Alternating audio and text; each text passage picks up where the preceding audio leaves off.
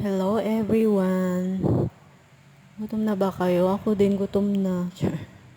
Magluto muna tayo ng buttered shrimp.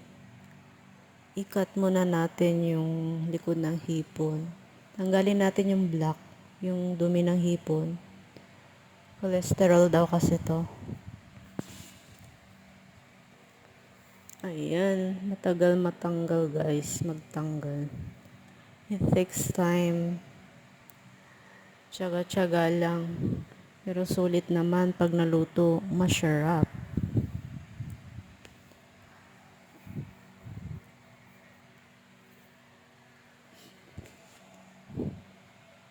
At mabilis lang din lutuin to.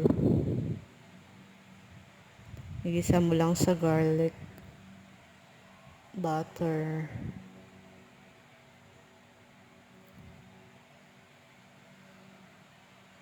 Ayan, igisa na natin sa butter and garlic. Mix-mix lang hanggang mag-brown yung ating garlic. Ayan, okay na. Pwede na nating ilagay yung hipon.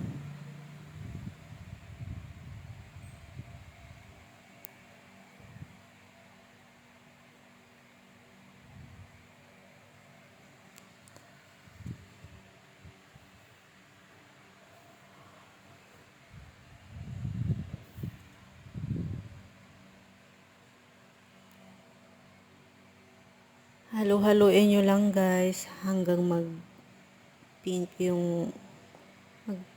na yung ating hipon.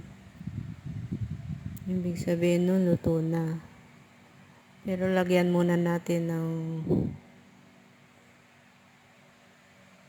yung pampasarap, soda. Kahit anong soda dyan, kung anong nasa fridge ninyo, pwede. Pampasarap guys, para manamis-namis yung ating buttered shrimp.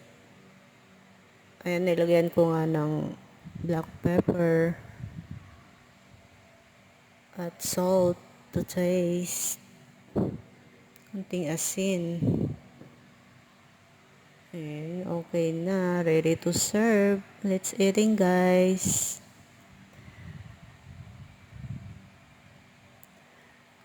Tikman na natin. Thank you for watching. Please subscribe my channel. Thank you po. Bye.